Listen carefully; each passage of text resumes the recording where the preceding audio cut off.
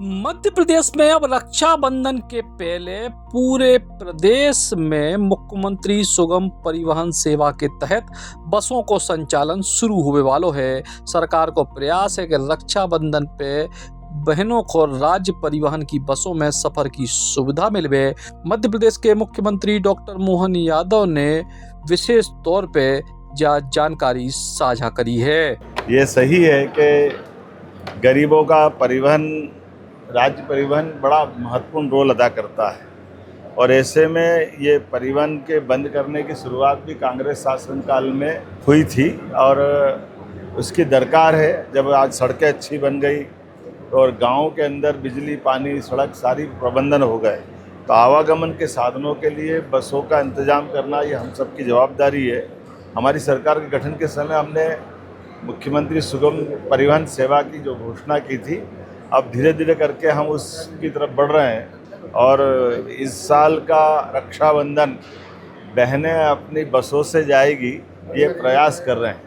ये परिवहन मध्य में होने के कारण से मध्य प्रदेश में भौगोलिक दूरी यहाँ बहुत ज़्यादा है और इसके अभाव में खासकर हमारे ट्राइबल के बेल्ट में जो लोडिंग वाहन रहते हैं उससे परिवहन करना पड़ता है। उस सब का निराकरण सुगम परिवहन सेवा है।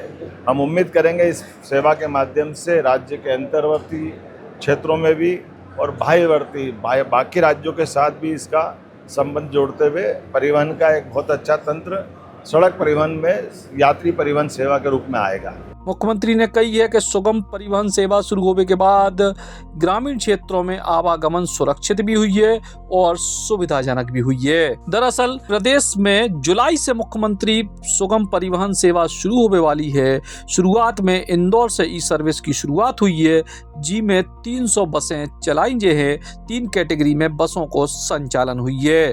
बोर्ड के डायरेक्टर मनीष सिंह के मुताबिक मध्य प्रदेश को मुख्यमंत्री सुगम परिवहन सेवा के हिसाब से 7 क्षेत्रों में बांटे गए हैं। इनमें इंदौर, उज्जैन, भोपाल, जबलपुर, सागर, ग्वालियर और रीवा हैं। इन शहरों में इंटरसिटी रूट्स पे बसों को संचालन हुई है, सिटी बसों को संचालन हुई है और पड़ोसी राज्यों से चलने वाली बसों को भी अनुबंध के आधार पर संचालन हुई है।